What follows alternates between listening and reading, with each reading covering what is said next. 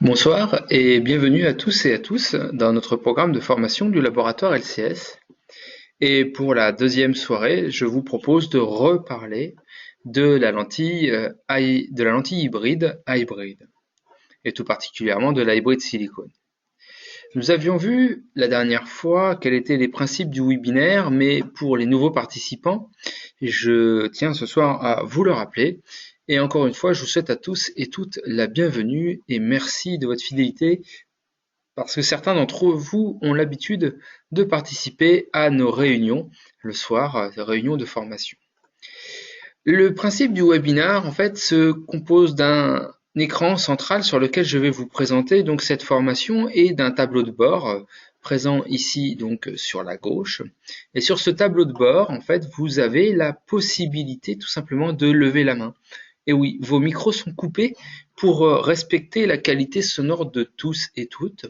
Mais cependant, pour une interactivité, vous avez deux possibilités. Soit vous prenez la parole, donc vous levez la main et je vous donne la parole, soit vous préférez écrire votre question, auquel cas vous cliquez sur question ici, vous l'inscrivez et bien sûr je me ferai un plaisir d'y répondre.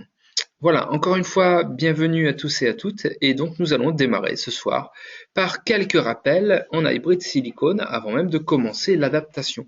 Les rappels, c'est tout simplement le concept de cette lentille hybride qui est en fait rigide au centre et souple en silico-hydrogel en périphérie.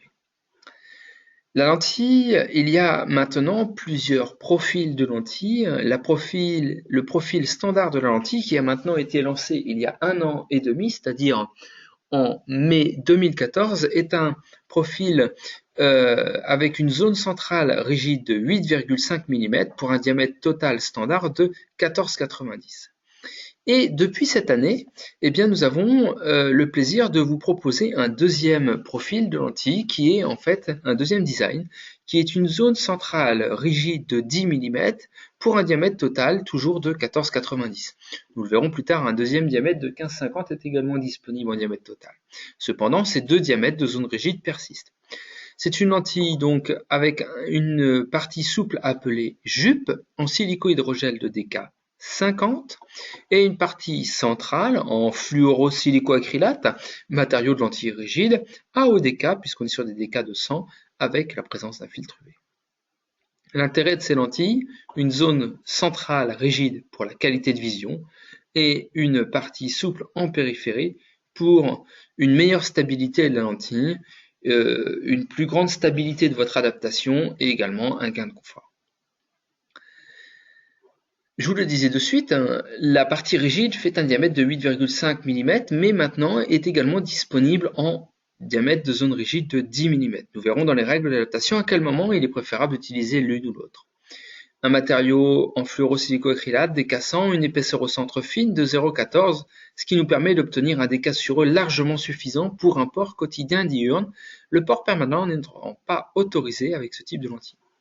Un large panel de rayons et de puissance, et pour le diamètre total de la lentille, un diamètre standard de 14,90, mais également disponible en 15,50 lorsque nous sommes face par exemple à des décentrements ou des yeux un peu plus grands que la moyenne. Un silico-hydrogel au niveau de la partie souple, d'un DK de 50, un modulus relativement faible. Attention, nous ne sommes pas sur des lentilles moulées ici, mais sur des lentilles taillées, donc c'est quand même un peu différent. Et des jupes qui vont de -1 à +1. Vous noterez que sur le schéma ici, on a marqué que -0,50 à +1, puisque on équipe plus de 95% des porteurs avec ces jupes. Je dirais même compris entre -0,50 et +0,50. +1 et -1 étant plus exceptionnellement utilisés, mais tout à fait disponibles. Et puis toutes les géométries que nous avons sur cette lentille, géométrie unifocale sphérique, torique interne, torique externe et bitorique, mais également les multifocales, disponibles également pour les astigmates cornéens, les astigmates internes, et puis l'association des deux, bien sûr.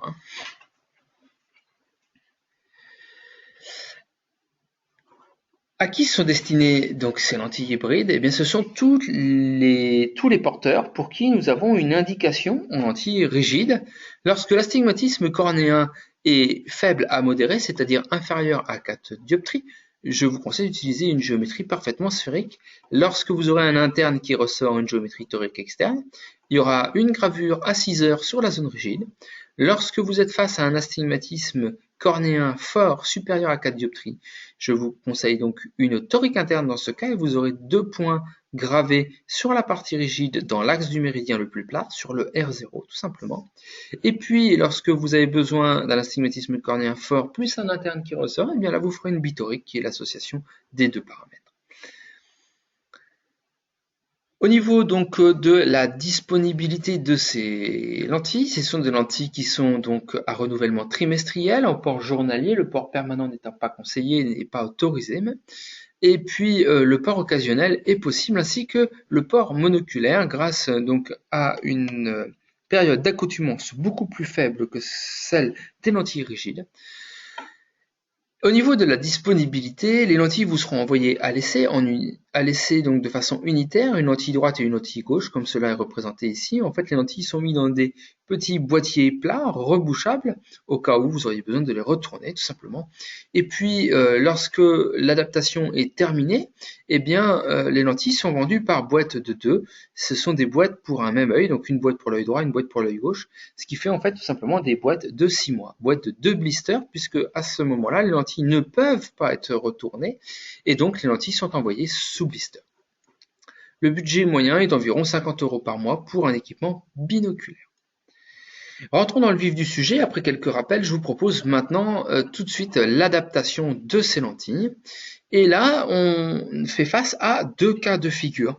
D'un côté, la famille des cornées régulières, et puis d'un autre côté, la famille des cornées irrégulières. Nous verrons que l'adaptation est légèrement différente dans ces deux familles. Commençons d'abord par les cornées régulières, qui sont somme toute les cornées les plus simples et les plus faciles. Cornées pour lesquelles nous avons une indication quelquefois en lentille rigide à cause d'astigmatisme cornéen, d'instabilité en lentille souple, de besoin de lentille rigide, mais parce que votre porteur fait du sport, parce qu'il a un port monoculaire, parce qu'il ne supportait pas ces lentilles rigides, vous serez amené à lui proposer quelquefois une lentille hybride.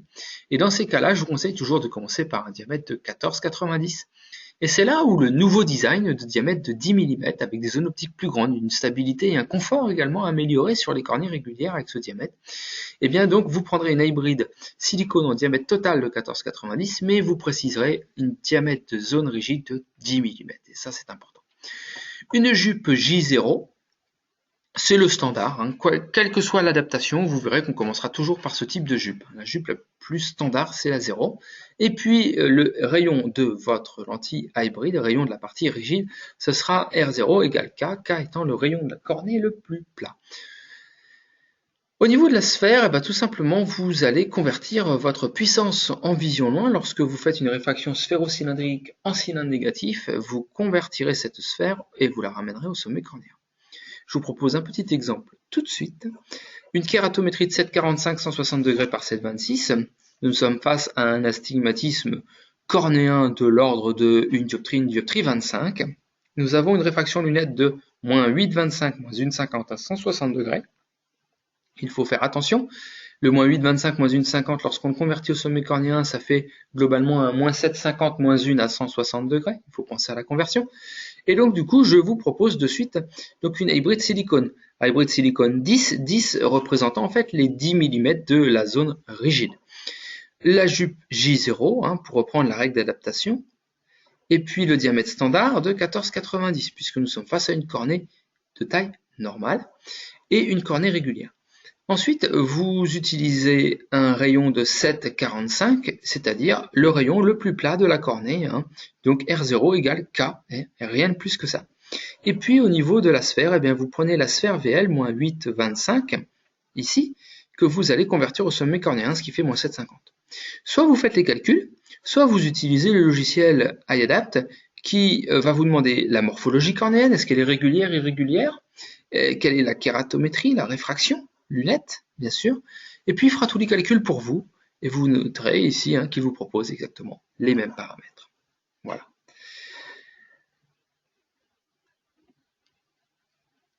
Qu'en est-il donc, vous noterez ici que la règle du R0 égale K en géométrie sphérique est est utilisé jusqu'à des astigmatismes cornéens assez forts, hein, parce que jusqu'à 4 dioptries d'astigmatisme cornéen, ce qui représente 0,8 mm ou 80 centièmes de toricité cornéenne, eh bien nous utiliserons une géométrie sphérique.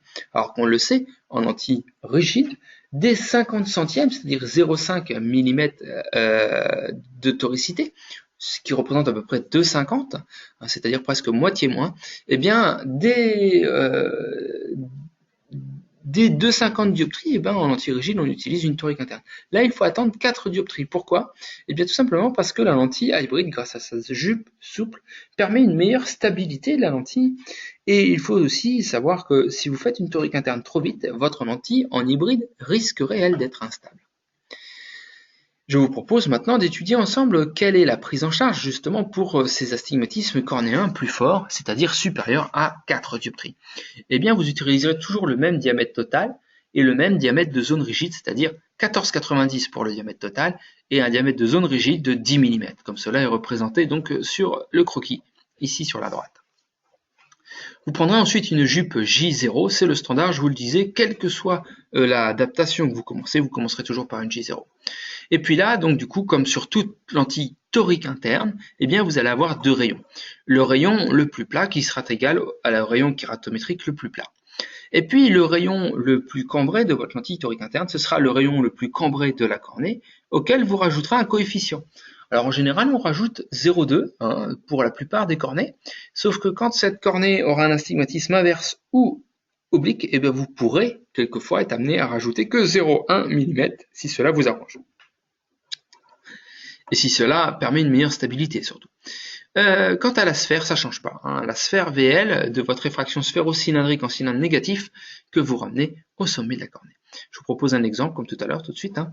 Donc, une kératométrie de 8,62 158 degrés par 7,43. On voit bien ici une grosse toricité, hein, un gros astigmatisme de limbe à limbe hein, sur notre topographie cornéenne ici, avec du coup des différences d'élévation en périphérie vraiment très différentes dans le méridien vertical du méridien horizontal.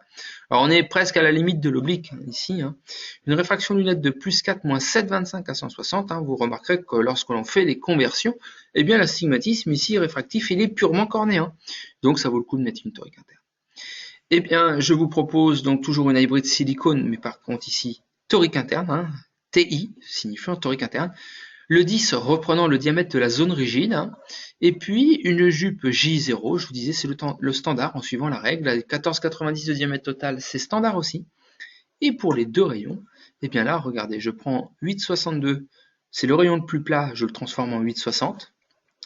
Et puis ici, j'ai 7,43, hein, qui fait 7,43, ce qui en moyenne peut être arrondi à 7,45, hein, et donc que je vais transformer au niveau du rayon de ma lentille en 6,65.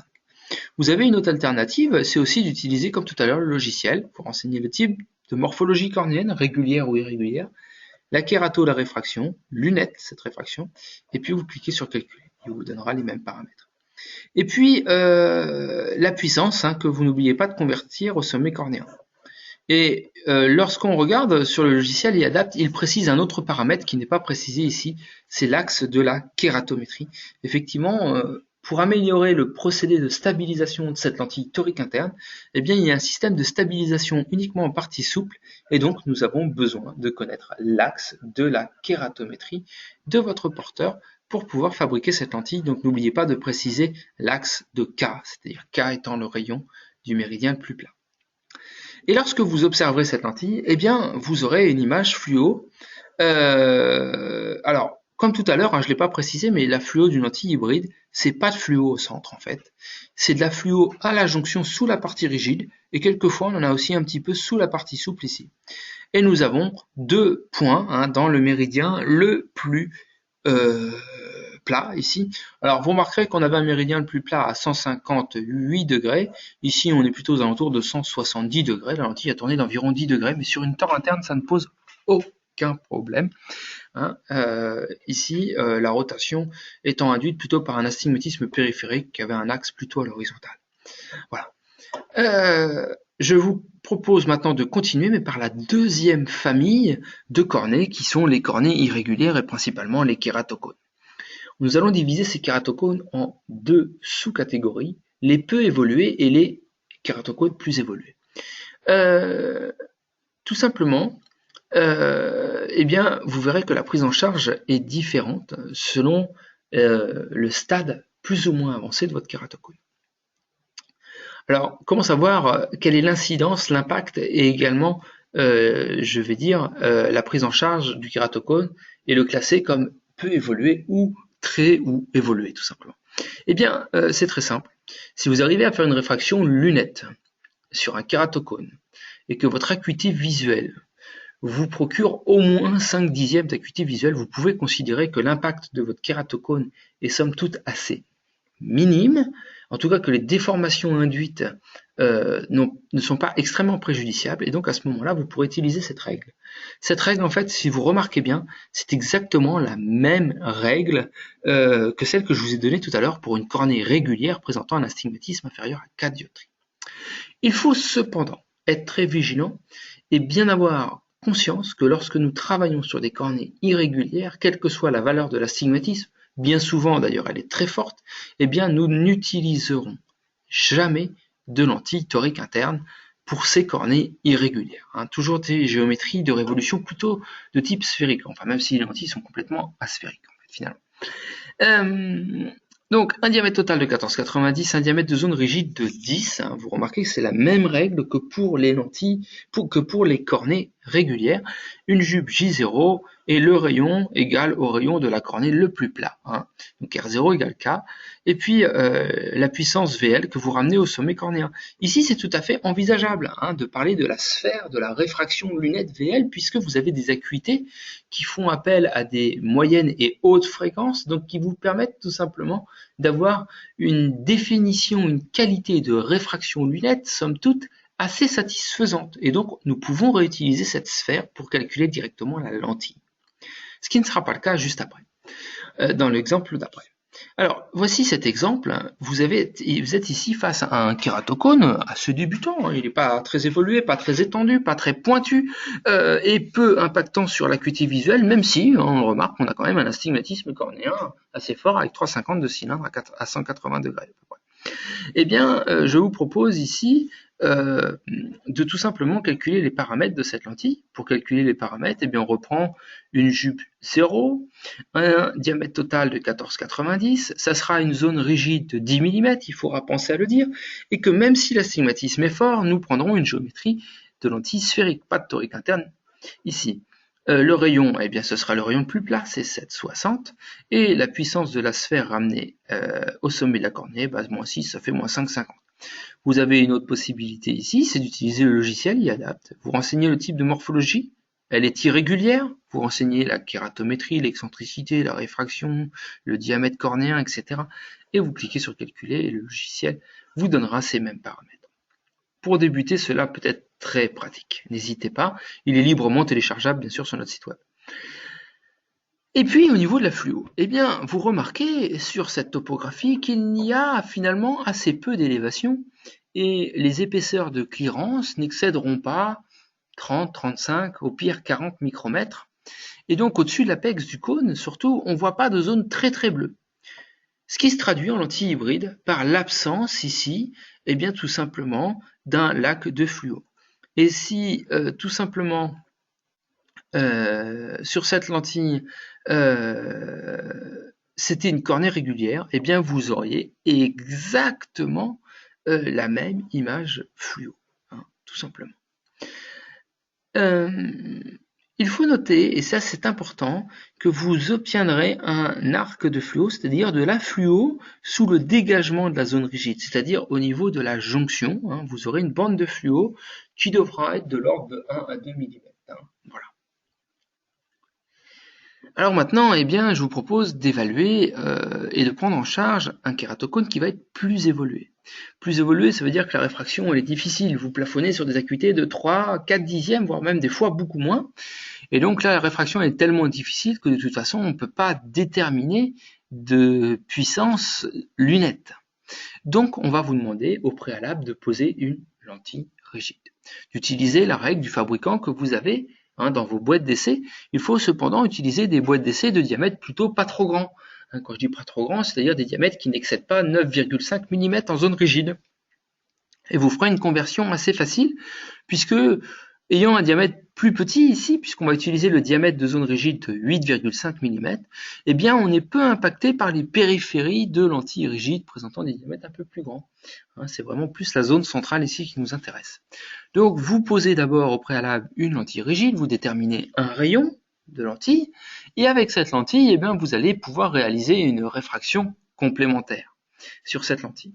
Et c'est l'association de tout cela qui va vous permettre donc de définir les paramètres de votre hybride. Vous prendrez toujours un diamètre total de 14,90, un diamètre de zone rigide de 8,50, une jupe 0. Le rayon de la lentille hybride sera égal au rayon de la lentille rigide qui était la mieux adaptée. Alors bien sûr, si vous avez une lentille qui est plate de 10, eh bien, vous faites votre calcul pour resserrer votre rayon et inversement. Et puis, vous tiendrez compte de la puissance de votre lentille plus de votre réfraction complémentaire pour calculer la puissance de la lentille. Je vous propose un exemple. Nous avons un kératocone ici beaucoup plus évolué, beaucoup plus pointu et beaucoup plus étendu, qui ne permet pas d'avoir une bonne acuité visuelle sans la pose préalable d'une lentille rigide, la réfraction lunette étant quasiment infaisable. Eh bien, je vous propose sur cette topographie de poser une lentille d'essai en suivant la règle d'adaptation du fabricant qui vous a fourni cette boîte d'essai. Alors ce que je veux dire par là, c'est que vous pouvez bien sûr utiliser des lentilles rigides LCS, mais d'autres lentilles rigides pour kératocone peuvent être utilisées dès l'instant que le diamètre n'est pas trop grand et en général inférieur à 9,50. Alors ici, vous voyez, on a même posé une lentille rigide d'un diamètre de 8,80 pour un rayon de 6,60 avec une puissance de -6, lentille de boîte d'essai, sur laquelle l'image fluo était bonne et sur laquelle nous avons obtenu une réfraction complémentaire de -2,25 pour 9 dixièmes. Et donc à ce moment-là, je vous propose de calculer les lentilles directement de Hybrid. Alors une question ce soir, j'osais pas le dire, mais j'allais le dire plus tard bien sûr, dans un exemple, peut-on utiliser même des boîtes de Rosca? Et oui, bien sûr, nous pouvons, et c'est un peu ce que je sous-entendais, vous pouvez bien sûr utiliser une boîte de Rosca 2. Il ne faut pas utiliser la Rosca NC, la Rosca bien sûr XL qui est trop grande, la PG non plus, il ne faut pas l'utiliser, c'est trop grand, mais il y a une vraiment bonne cohésion et une bonne concordance entre la Rosca 2 et l'Hybrid. Donc vous pouvez les utiliser sans souci, bien sûr. Et donc ici, en reprenant les paramètres de lentille kératocone qui a été utilisée et la réfraction complémentaire, cela nous donne une hybride silicone avec un diamètre de zone rigide de 8,50. Une jupe J0, vous remarquez que dans les 4 exemples, c'est toujours la même jupe, c'est toujours le même diamètre total, 14,90, et le rayon ici, c'est celui de la lentille rigide qui offrait le meilleur résultat, c'est-à-dire 6,60. Et pour la puissance, nous avons additionné donc la puissance de la lentille plus la réfraction complémentaire. Attention, si vous avez une réfraction complémentaire supérieure à 4 dioptries, il faudra à ce moment-là tout simplement la convertir, cette réfraction complémentaire, au sommet cornéen avant de l'additionner. Voilà.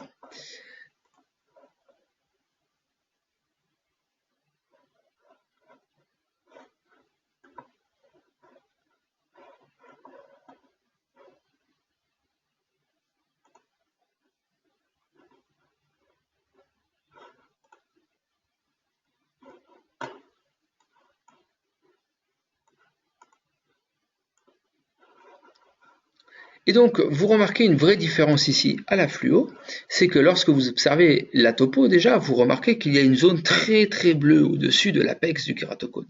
Cette zone très très bleue va engendrer tout simplement une élévation, une clearance beaucoup plus forte sous la lentille, et une clearance qui peut aller quelquefois jusqu'à 50-60 microns sans aucun problème. Et quelquefois même, vous pouvez avoir l'apparition de bulles. Donc, la petite astuce pour pas avoir de bulles, c'est de mettre 2-3 gouttes dans la lentille et de la poser. Avec, donc la remplir un petit peu la lentille. Faut pas la remplir entièrement, 2-3 gouttes suffisent. Et donc là ici, vous aurez donc une vraie épaisseur de clearance. Et à ce moment-là, donc vous observerez un lac de fluo au-dessus du kératocone ici. Vous remarquerez malgré tout une similitude par rapport aux photos que je vous ai présentées précédemment. Eh bien, c'est qu'il n'y a toujours pas de fluo dans l'ensemble de la partie centrale, sauf au-dessus de l'apex du cône, là où c'est très bleu, donc au-dessus de l'apex. Et puis, surtout, ce qui est toujours vrai, c'est qu'on a toujours cet anneau de fluo au niveau de la zone de jonction. La zone de jonction, c'est la transition entre la partie souple et la partie rigide, qui fait 1 à 2 mm, plus ou moins régulier en fonction justement de la régularité ou de l'irrégularité cornéenne. Alors, je vous propose ici tout simplement de faire la comparaison entre différentes topographies. Vous avez à droite ici une élévation somme toute assez faible, un petit kératocone qui présente donc des élévations pas très importantes et donc vous n'observez pas de gros lacs de fluo en zone centrale ici. C'est plutôt assez sombre. Ça ressemblerait presque à une lentille plate et c'est normal en fait. Mais ce que vous observez à droite comme à gauche, c'est la bande de fluo au niveau de la jonction, c'est-à-dire sous la partie rigide, ici et là. Alors, moins régulière sur la topo de gauche que sur la topo de droite, bah, tout simplement parce que la topo de gauche, vous le voyez ici, est beaucoup plus irrégulière que la topo de droite. Et puis vous remarquez surtout sur la topo et l'image fluo ici à gauche, c'est qu'on a un lac de fluo ici, entre midi et 3 heures, qui correspond en fait à cette zone très très bleue ici, entre midi et 3 heures sur la topographie, tout simplement.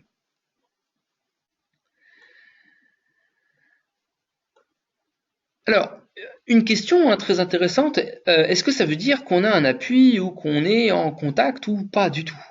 Eh bien, en fait, ça veut simplement dire que en lentille rigide, pour pouvoir voir de la fluo avec un flux lacrymal important en lentille rigide, on est capable, l'adaptateur, de voir la fluo à partir d'une épaisseur de 10 micromètres dès l'instant qu'il y a une dynamique et un flux lacrymal sous une lentille rigide. Donc vous avez une précision de 10 micromètres en lentille rigide, c'est vrai, et vous voyez la fluo dès 10 micromètres, donc 10, 20, 30, 40 et plus, vous voyez de la fluo. Le seul problème, c'est que dès qu'on passe en statique, c'est-à-dire avec un flux lacrymal qui est beaucoup moins important, ce qui est le cas des hybrides, parce qu'à cause de la partie souple, le flux lacrymal est quand même beaucoup moins important que sous une lentille rigide. Eh bien, pour pouvoir voir un film, une clearance de la fluo, tout simplement, et que nous ne sommes plus en face d'une fluo dynamique avec un passage de l'arme sous la lentille, eh bien, il faudra que le ménisque de l'arme soit au moins de 25-30 microns. C'est ce pourquoi, en fait, on voit pas la fluo aussi rapidement que sous une lentille rigide, et qu'en général, quand on voit la fluo, ça veut dire que le ménisque de l'arme est beaucoup plus fort que ce qu'on a sous une lentille rigide. C'est pour ça que les images sont vraiment différentes. Et c'est pas parce que c'est noir qu'on a un contact. En fait, ce qu'il faut, c'est surtout comparer la fluo sous lentille et la fluo au retrait de la lentille. Regardons cette image fluo. Ici, en haut à droite. Ici, c'est tout noir. Ça peut vouloir dire deux choses. Soit l'image est optimale, soit elle est plate. Comment faire la différence? Eh bien, il suffit de laisser porter la lentille 1 heure, et au bout d'1 heure, vous la retirez. Et si vous observez un piqueté central, eh bien c'est que la lentille était trop plate. Si à l'inverse, vous n'avez pas de piqueté, c'est une lentille qu'il faudra donc essayer quelques jours, tout simplement. Et il en est de même pour les lentilles serrées. Pour une lentille serrée, vous observerez peut-être des fois un tout petit début de film lacrymal central, pas obligatoire, des fois même pas perceptible, mais du coup, votre dégagement au bord, ici, de la partie rigide, c'est-à-dire au niveau de la jonction, sera plus fin, et vous risquez un piqueté. Ce que je veux dire par là, c'est que pour analyser la fluo d'une lentille hybride, il faut analyser la fluo sous la lentille, mais il faut surtout la mettre en corrélation avec la fluo au retrait de ces lentilles. Alors vous avez compris, deux types d'adaptation, les cornées régulières d'un côté, avec des règles simples, des cornées irrégulières, avec quelquefois, lorsque l'irrégularité est très forte, la pose préalable d'une lentille rigide. Mais c'est pas tout. Pour les cornées régulières, eh bien, vous pouvez, en lentille hybride, simplement vérifier le centrage de la mobilité et la fluo au retrait de cette lentille. La fluo sous lentille n'étant pas obligatoire, même si malgré tout, je ne vous cache pas, je vous le conseille, mais c'est pas obligatoire. L'inverse, pour les cornées irrégulières, et en l'occurrence, vous voyez ici cette belle topographie avec une zone très très bleue ici, eh bien pour observer ce lac de fluo au-dessus de l'apex du cône qui va vous donner des indications, eh bien je vous invite à faire une fluo sous la lentille, et donc pour cela vous utiliserez une fluo spécifique pour lentille souple qui s'appelle une fluo macromolécule. Je vais vous en parler tout à l'heure. Et puis bien sûr, dans les deux cas, la fluo au retrait reste la fluo la plus importante. Alors tout simplement ici, pour vous montrer cette lentille hybride qui aura la mobilité d'une lentille souple, hein, une mobilité faible d'environ 0,50 mm. Et je ne sais pas si vous voyez très très bien, mais je pense que oui, hein, sur ce que moi je peux voir de mon côté, sur la projection des images, eh bien vous avez une petite bulle ici au niveau de la jonction. C'est une lentille qui vient d'être posée, il n'est pas rare d'avoir ces bulles à la jonction, quelquefois même très allongées, hein, sur presque un cadran. Eh bien c'est pas grave, hein, ces bulles normalement doivent disparaître au bout d'une heure, et c'est d'ailleurs un bon test d'évacuation donc du film lacrymal sous la lentille, et des débris qui pourraient y être associés également. Et puis vous avez donc le centrage ici d'une lentille qui ressemble au centrage parfait d'une lentille souple. N'utilisez pas la jonction pour le centrage, celle-ci vous jouerez des mauvais tours, puisque avec un effet d'ombrage derrière cette zone de jonction et un décalage de la zone d'éclairage, vous aurez l'impression que la lentille est décentrée alors qu'il n'en est rien. Donc utilisez bien le bord de la lentille comme une lentille souple. Et puis ici, au niveau de la fluo, eh bien, vous observez ici la fluo au-dessus de l'apex du cône. On voit un léger passage au niveau du sommet du cône. Je vous la remets en route. Et puis toujours cet arc de fluo à la jonction relativement important ici, mais tout à fait convenable. Alors quelquefois, il est que sous la partie rigide. Et là, en l'occurrence, ici, il était sous la partie rigide et sous la partie souple. Les deux sont viables. On accepte une largeur d'environ 1 à 2 mm sans aucune difficulté. Voilà. Ce qui compte, encore une fois, je le précise, c'est la fluo aussi au retrait. Alors, au niveau de l'évaluation et des modifications, en fait, ce que l'on vous conseille, au bout de quelques jours de port, c'est de mesurer d'abord l'acuité visuelle, et puis ensuite, à la lampe à fente, l'acuité visuelle, la réfraction complémentaire si nécessaire, et puis d'évaluer le centrage mobilité fluo. Vous voyez ici une image de fluo sous lentille, et vous voyez d'ailleurs des bulles à la jonction. En fait, c'est une lentille qui vient d'être posée, il y a eu des bulles qui se sont faites à la jonction, alors des petites bulles, et puis ici une bulle un peu plus allongée. Eh bien ces bulles ne sont pas préjudiciables, elles risquent de s'en aller. Et ici on est face à une cornée irrégulière avec un cône ici, presque central, et puis donc effectivement un gros lac de fluo au-dessus de l'apex de ce kératocone.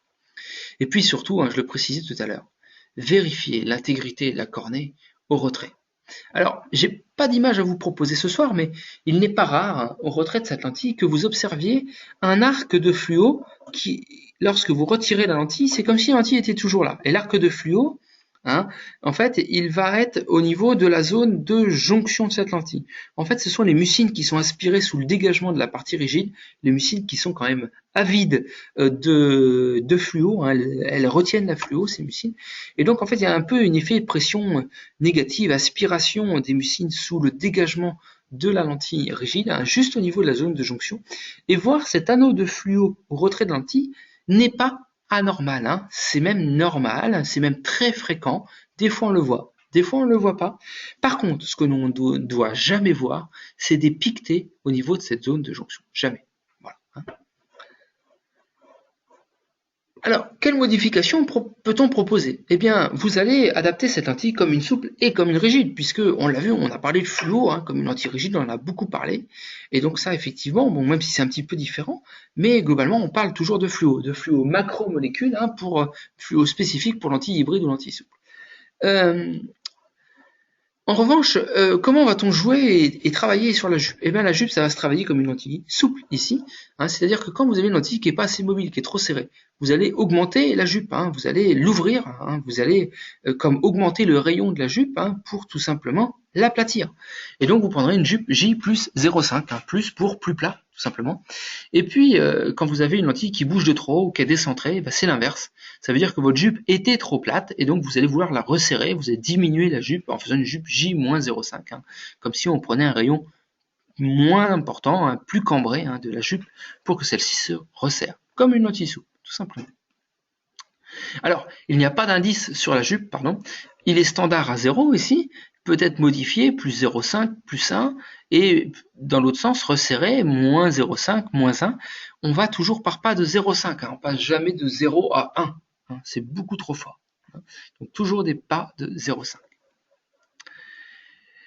Et puis là, je répète, au niveau de la fluo, c'était juste un petit rappel pour vous dire que n'utilisez pas de dosette de fluo pour l'antirigide. Vous allez tout simplement colorer la jupe et c'est irréversible. Votre lentille est inutilisable. Ensuite, Il faut donc utiliser des bâtonnets de fluo macromolécules que vous allez humecter. Je vais vous montrer ça juste après. Et juste vous rappeler que si vous avez une lentille trop plate, donc c'est-à-dire vous aurez un dégagement au niveau de la zone de jonction très fort et un appui central, un piqueté au centre au retrait de la lentille, eh bien vous travaillerez par pas de 0,10 mm, s'il vous plaît, pour que cela soit relativement significatif et observable. Et quand on modifie le R0, faut penser à modifier la puissance comme en lentille rigide. Et puis quand la lentille sera trop serrée, c'est l'inverse, on augmente le rayon, toujours par pas de 10 centièmes, mais on pense à changer la puissance de la lentille, comme en lentille rigide. Alors pour utiliser la fluo macromolécule, eh bien je vous conseille tout simplement d'humecter les deux faces du bâtonnet avec du sérum physiologique, et puis ensuite vous allez tout simplement instiller. Ces bâtonnets sont disponibles auprès du laboratoire, n'hésitez pas à les demander. Et cette vidéo, si vous vous souvenez plus, est également disponible sur notre site web dans votre espace professionnel. Et puis au retrait, eh bien là vous avez libre cours d'utiliser de la fluo macromolécule ou de la fluo pour lentille rigide. Par contre attention, si vous ne rincez pas derrière l'utilisation de cette fluo pour lentille rigide, eh bien vous allez colorer la partie souple et voilà ce que cela donne. La lentille devient inutilisable, c'est irréversible. Donc faites attention surtout. Au niveau du protocole d'adaptation, eh bien, on vous conseille de poser la lentille, mesurer l'acuité visuelle, évaluer centrage mobilité. Vous laisserez ensuite votre patient partir ou patienter pendant 1 heure. Là, vous referez acuité réfraction complémentaire, observation à la lampe centrage mobilité, fluo. Fluo avec la lentille et fluo au retrait de cette lentille. Et c'est la cohésion et la confrontation de ces deux fluos qui vous permettront de conclure quant au rayon de la zone rigide. Voilà. Pour le suivi, ensuite, eh bien, on vous conseille un suivi, si tout va bien, à 1 semaine, à 1 mois. 1 mois, c'est là où les lentilles, en général, sont délivrées, sont prescrites. Et puis, le renouvellement de ces lentilles se fait tous les 3 mois. Mais puisque la lentille se vend par boîte de 2, en fait, ces lentilles sont recommandées finalement tous les 6 mois. Et puis, un contrôle annuel, quand même, est conseillé, malgré tout, pour le bon suivi des porteurs. Au niveau des commandes, comment commander ces lentilles? Eh bien, plusieurs solutions. On l'a vu tout à l'heure, le logiciel iAdapt qui vous permet directement de commander ces lentilles. Alors, il faut savoir que ce logiciel est également associé à un topographe, mais on peut tout simplement manuellement aussi rentrer les données topographiques que l'on a dans notre topographe, que vous avez dans votre topographe, et cela pour pouvoir calculer les paramètres des lentilles hybrides. Vous avez par exemple ici à droite une cornée très irrégulière pour laquelle il a été nécessaire de poser une lentille rigide au préalable que vous avez évaluée, elle était plate de 10 centièmes, vous aviez une réfraction complémentaire, et le logiciel vous a calculé les paramètres de la lentille hybride à commander. Et puis à gauche, eh bien, c'est une cornée irrégulière, mais qui ne nécessitait pas forcément la pose préalable d'une lentille rigide. Et donc, vous avez renseigné la kératométrie, la réfraction lunette, et le logiciel vous a calculé les paramètres de cette lentille. Il faut savoir que vous pouvez commander vos lentilles soit par mail, soit en éditant un bon de commande. Il est également possible pour les prescripteurs d'éditer une ordonnance ou bien tout simplement d'enregistrer votre calcul si vous ne souhaitez pas commander et donc patienter en attendant une éventuelle commande de ces lentilles. Et si vous ne passez pas par iAdapt, eh bien vous avez toujours l'option de commander ces lentilles par mail ou téléphone, donc auprès de notre service commande @laboratoire-lcs.com ou bien le service client qui vous accueille du lundi au vendredi au 02 31 86 66 56 et toute l'assistance technique aussi qui est là à votre service. Je vous propose pour terminer quelques cas cliniques. Pour commencer, donc un lycéen footballeur, il a une cornée parfaitement régulière mais une forte amétropie qui risque de faire tomber les lentilles rigides, parce qu'on sait bien souvent que les lentilles rigides très convexes ont tendance à se décentrer vers le bas. Ici, tout simplement, ce que je vous propose, eh bien, c'est de calculer ensemble les paramètres de cette lentille.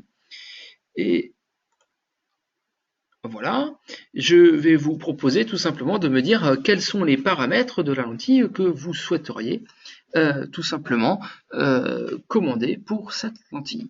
Est-ce que vous allez plutôt utiliser une jupe 0, un diamètre de 14,90 ou de 15,50? Est-ce que vous allez utiliser directement une jupe resserrée ou aplatie? Et puis au niveau des rayons ici, vous remarquerez que je vous ai mis partout les mêmes rayons, c'est parce que nous utiliserons le rayon le plus plat. Hein. Et puis ici on va travailler donc sur l'œil droit, hein, bien sûr, et sur cet œil droit, eh bien, quelle puissance vous allez donc conseiller?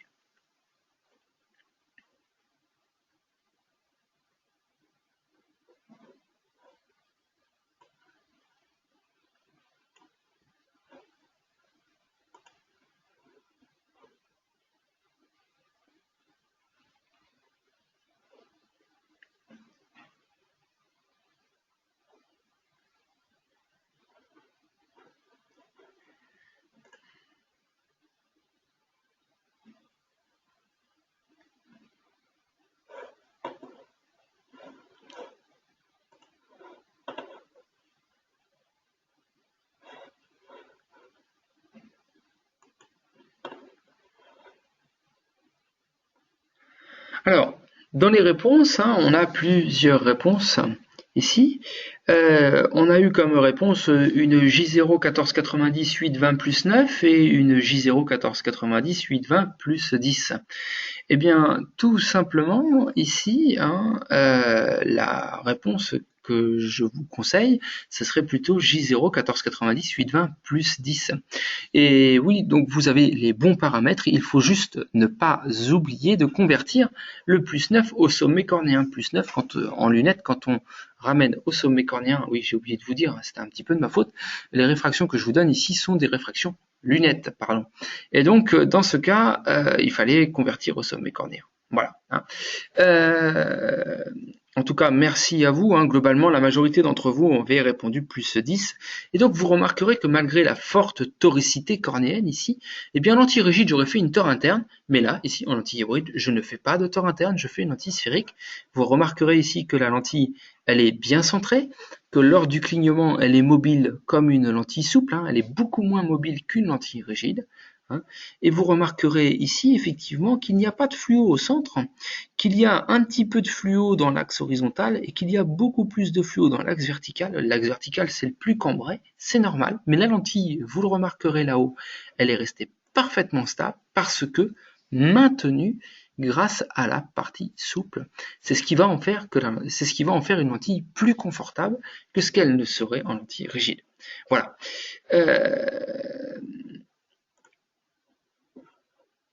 Je vous propose un deuxième cas, ici, hein, deuxième proposition. C'est une monitrice équine qui ne porte pas de correction qui ne porte plus de correction depuis une dizaine d'années. On s'aperçoit à la topographie qu'elle a un fort cylindre inverse, hein, ici, qu'elle a des maux de tête, et donc du coup ici c'est une adaptation monoculaire. C'est un cas typique de l'anti-rigide et non pas de l'anti-souple ici, mais le problème en l'anti-rigide, c'est que vu ses activités professionnelles et son port monoculaire, ça risquerait de coincer. Alors que peut-on lui proposer? Ici je vous propose une hybride silicone TI. Alors ici c'est un cas qui a été fait avant l'apparition du diamètre de 10 en zone rigide. Sinon, à l'heure d'aujourd'hui, je vous conseillerais en première intention un diamètre de zone de 10. Mais puisque ce vrai cas, a été fait en zone de 8,50, et je vais vous le présenter comme tel en zone de 8,50. Et donc, je vais vous proposer ici, même chose, hein, de me dire quels sont les paramètres que vous souhaiteriez choisir en termes de jupe, diamètre, rayon et puissance.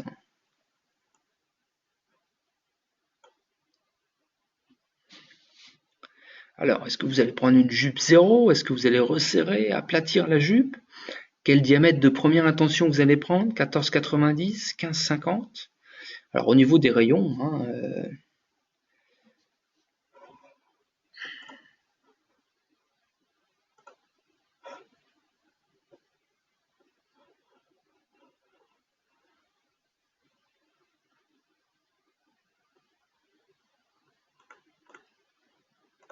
alors on me dit je ne vois plus rien. Alors je vais vous remettre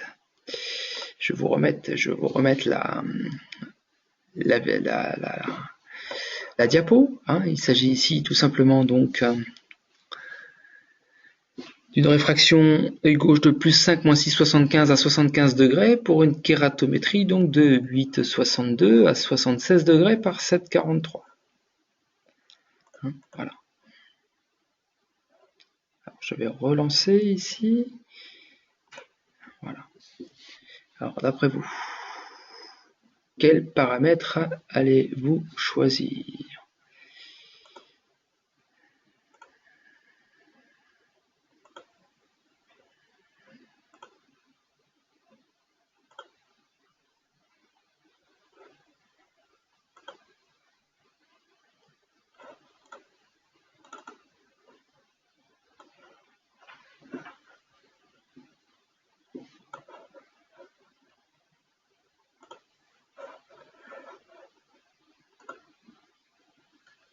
Alors, les paramètres ici à choisir, tout simplement, eh bien, c'est du J0 1490.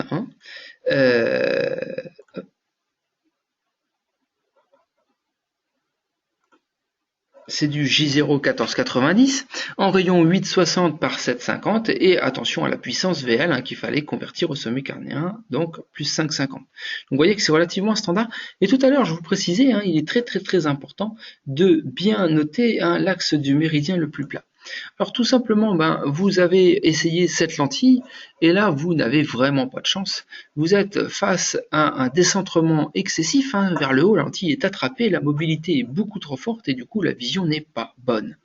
Eh bien, je vous propose donc sur cette lentille J0 1490 8,60 par 7,50 plus 5,50 de vous demander tout simplement mais qu'allez-vous faire? Qu'est-ce que vous allez modifier sur ce décentrement qui n'est pas bon?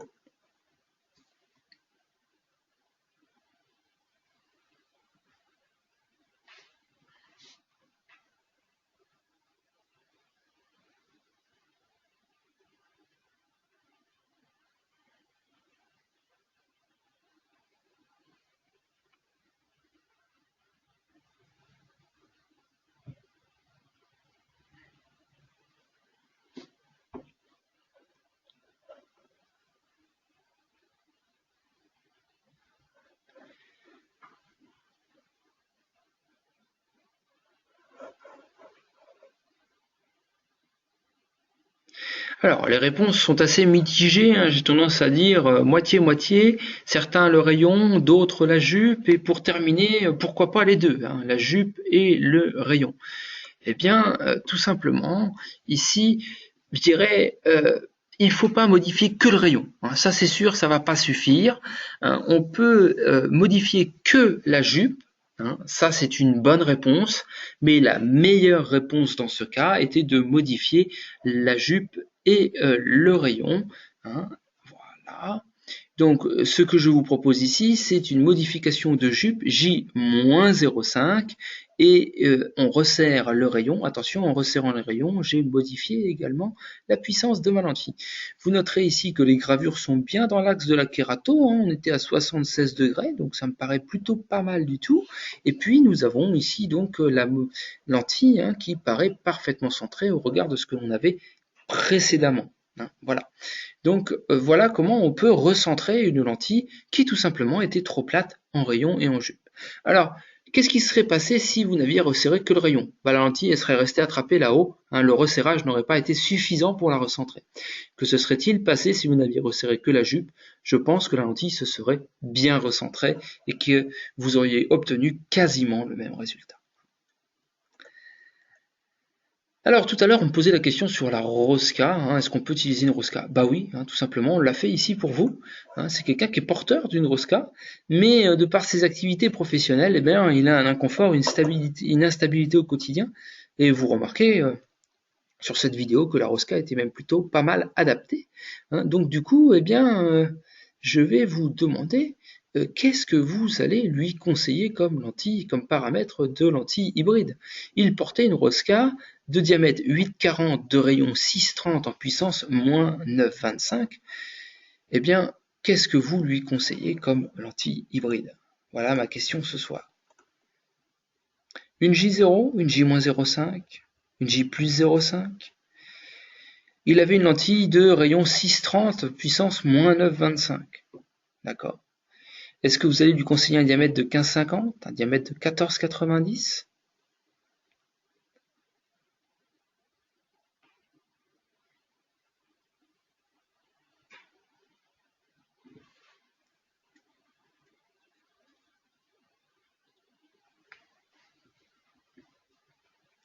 Je vois que les réponses sont beaucoup plus unanimes sur ces questions.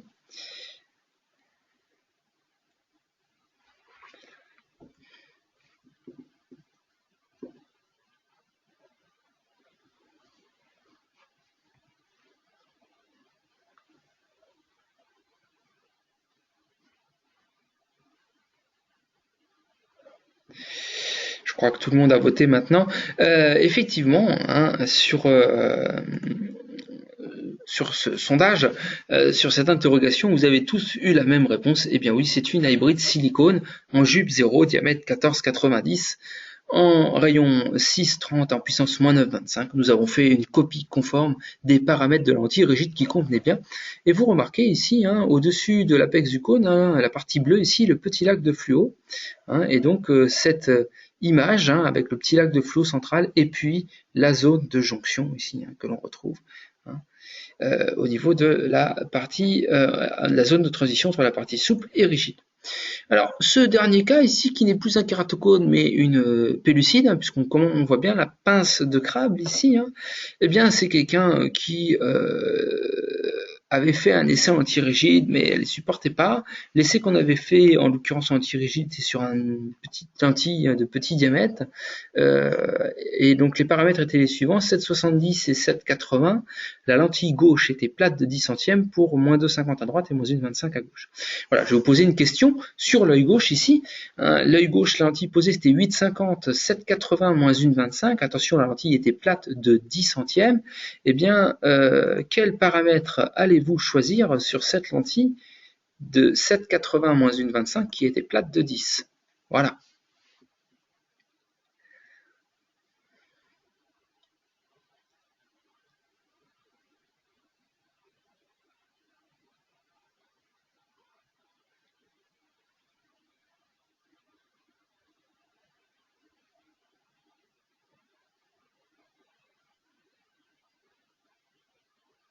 Alors vous remarquerez qu'ici je vous ai proposé que des jupes 0, hein, parce que vous avez tout à fait parfaitement compris, le diamètre c'est 14,90 bien sûr.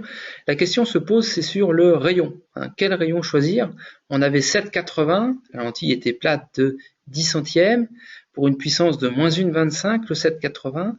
Eh bien effectivement, dans les votes, hein, vous êtes assez unanime, hein, pour dire qu'ici, ce qu'il va nous falloir, en fait, hein, tout simplement, eh bien, c'est une hybride silicone, effectivement, en J0 1490, 770 en fait, hein, elle était plate de 10 centièmes, donc je la resserre de 0,10, et en la resserrant de 0,10, attention, il faut que je rajoute moins 0,50. Si vous ne faites pas les calculs, le logiciel peut le faire pour vous, encore une fois, hein, et vous posez ces lentilles, et là vous observez ces petites bulles, hein, au niveau de la jonction ici. Alors là c'est l'œil droit, hein, parce qu'on ne voit pas de grosse irrégularité en zone centrale, c'est tout noir, donc c'est l'œil droit. Et puis vous remarquez au bout d'une heure que ces bulles elles ont disparu, tout simplement. Et ça c'est normal. Hein. Vous n'oublierez pas de faire une fluo au retrait, hein, bien sûr, de cette lentille au bout d'une heure, hein, donc pensez à retirer la lentille. Voilà. Pour terminer, quelques petits conseils pour poser les lentilles, hein, mettez des gouttes de lubrifiant dans la lentille, ça facilite la pose, ça améliore le confort. Et pour retirer les lentilles, eh bien, vous pouvez, et je vous invite à instiller quelques gouttes de sérum pour rendre la lentille plus mobile. Et on peut utiliser la ventouse, hein, pour le retrait. Je vous renvoie pour ça donc au webinaire qui est disponible sur notre site web et qu'on a fait il y a de cela maintenant à peu près 3 semaines, un mois. Vous pouvez également au cours de la journée conseiller d'instiller des gouttes d'agent de pose, gouttes de confort, gouttes de lubrification, ça améliore le confort de vos porteurs en lentille hybride. Il ne faut pas oublier que la partie souple, hein, comme toute lentille souple, peut légèrement se déshydrater et générer des inconforts. Et la question tout de suite arrive, est-ce que ça marche sans ventouse? Et oui, ça marche sans ventouse, je vous montre tout de suite. Hein. Pour la retirer sans ventouse, en fait, il faut tout simplement humecter la lentille, puis vous faites un petit push-up avec la paupière du bas, Et vous allez tout simplement, donc, avec la paupière inférieure et la paupière supérieure, et puis les doigts, bien sûr, que vous avez mis dessus, venir exercer une petite pression sur les bords de la lentille. Donc, il faut ouvrir bien grand les yeux, hein, comme on retire une lentille rigide, tout simplement. Et la lentille, vous voyez, elle perd son adhésion. Hein, donc, on peut le faire sans ventouse, mais on peut aussi le faire avec ventouse. Ces vidéos sont accessibles sur notre site web. Je vous montre ici la ventouse. Donc il faut déplacer la lentille pour qu'elle soit pas trop adhérente. Il faut humecter avant, je vous conseille. Et puis voilà. Alors faut pas tirer. Et vous voyez, on ventouse vraiment dans la partie basse de la lentille. Je vous remontre. Vous voyez ici, hop là. La ventouse est vraiment positionnée dans la partie basse de cette lentille. On ventouse pas au centre et on crée tout simplement un mouvement de pivot. Donc en fait, ce qu'on ventouse, en fait, c'est la jupe et la jonction. Voilà. La formation se termine ce soir, j'ai largement dépassé, mais on avait des questions, on avait des sondages, on avait vraiment beaucoup de travail. C'était très intéressant, en tout cas j'espère que vous avez apprécié.